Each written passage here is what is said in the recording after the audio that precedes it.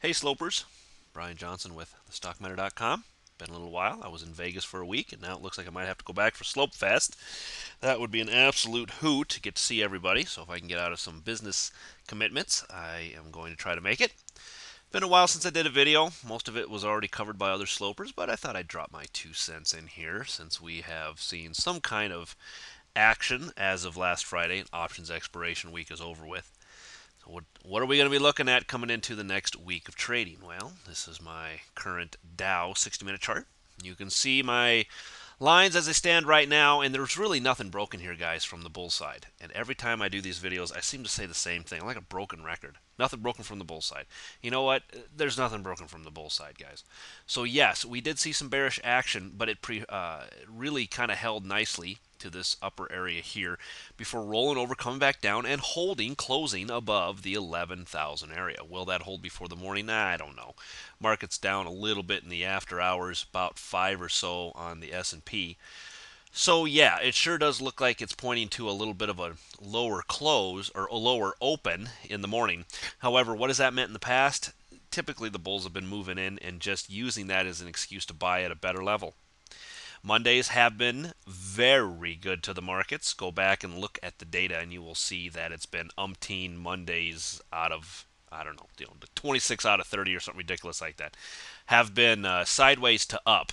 So Mondays have been very good to the markets, and we had a huge move on Friday, which usually leads to a day of maybe consolidation, something to that effect. I don't know if we've seen very many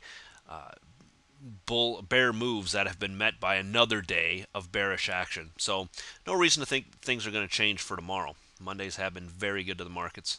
I think that might happen again tomorrow. So we want to be very careful coming into tomorrow's trading because the bulls are just looking for an excuse to potentially buy it at a better level.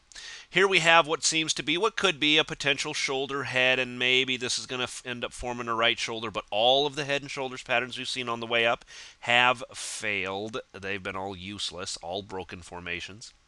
So something to keep your eye on there. But I'm ultimately watching the 10,950 mark. For those of you that are a little bit more conservative in your trading, this is where I'd tell you to start looking for maybe a potential short position would be below this 10,950. Back to about the 10,850 area. Oh, that will also coincide with the 200 period moving average on the 60-minute Dow chart. Looking at it daily, we've been tracking this blue line. Finally broke it. And then I said a retest is very, very common. We did get the retest. Have continued to move higher even since then. Notice the big red candle that has just, like I said, simply come back into a support level. So playing what the charts are giving us, we have to remain, or I will continue to remain, a little bit more neutral to bullish in the short term with a longer term bearish sense. But I want to see some real movement by the bears. I want to see confirmation. I want to see it pull it down again another day, similar to what we saw back here. See how this moved up and then went down for a good 2-3 days in a row. Would love to see that from the bear side to get some confirmation of this move that we saw on Friday.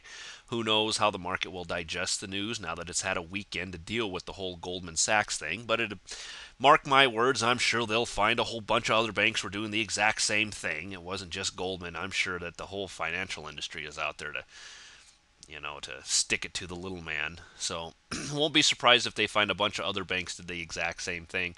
Maybe that wreaks havoc on the financials. A little bit early to tell. However, extremely overextended. Look at how we have been basically up for about a month and a half now without any kind of a major pullback. What you guys are experiencing here is actually pretty rare in the markets to see this kind of a major move without some sort of a more major pullback, especially at these elevated levels. So I'd be watching this very closely coming into tomorrow, and let's see if the bears can actually give us some confirmation. Nasdaq on a 60-minute, weak as well, but bigger picture, nothing broken from the bull side. Flip right to a daily and take a look at this. The little blue line, it's holding well for the Nasdaq. So we're at, on, below, just above, however you want to mark it. This little blue line, as the case is, we're holding the 2,000 area. That's my level in the Dow to be watching for a potential short below this 2,000 area. Holding on to this blue line is showing a lot of strength. Nasdaq typically is stronger than the other indices, but you'll notice that the Dow and the SPX have both broken this blue line. whereas the Nasdaq has not. It's been very, very strong. So I'm really watching for a break below this 2,000 area. More importantly, a close to show me some more weakness and maybe set us up for potential pullback here. SPX on a 60-minute, you can see the big move down. Here is this 1190, what, 2-ish, 1190-ish, 1190 to 1192. Here acting as a shoulder, a head, potential right shoulder here, of which, what? Yeah, none of these head and shoulders have actually worked out. So always a first time for everything, but I would, if I was trading this or would telling you to, to go short, I'd be telling you to be very cautious about getting in below 1190, maybe 1185. That would be the more conservative place to start looking for a short position in the SPX. Even 1180 is even more the more conservative place to be looking for a short on the SPX. From a daily standpoint, you can see here put in a nice reversal candle on Thursday. It was actually just a potential reversal candle at that point, but we got confirmation the following day. Big crash, Goldman Sachs, opportunities galore to pile in. But you can see us still nothing broken from the bull side, pulling right back into the 1190 area, ultimately right here. 1182, 1180, this whole area here is very strong support, should act as very strong support when we get back down to it. So if the bears show us some more action tomorrow, watch for this to be tagged, touched, hit, maybe a pause there tomorrow sometime. But ultimately, a break somewhere below the 1178 to 1180 mark would probably be a pretty defensible place to get into the short side. Put your stops tight, 1185-ish or so on your stop. From a weekly standpoint, here you can see us working on a rising wedge. Very nice topping candle, potential reversal candle here. Won't know until we get some confirmation on that. But the overhead area I was really looking for was this 1224 area. From a weekly standpoint, you can see that's the 200-week moving average. And we're just due for some sort of a pullback in this area. Still got to wait for confirmation. Really need that break down there below that 1185, 1180 area for the more conservative.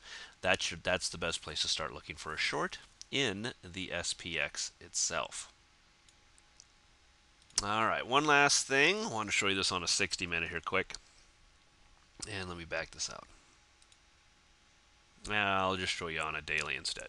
All right, if we start back here at the bottom, this was, I think, being looked at as an ABC, maybe a 1, 2, 3, 4, 5. Doesn't really matter.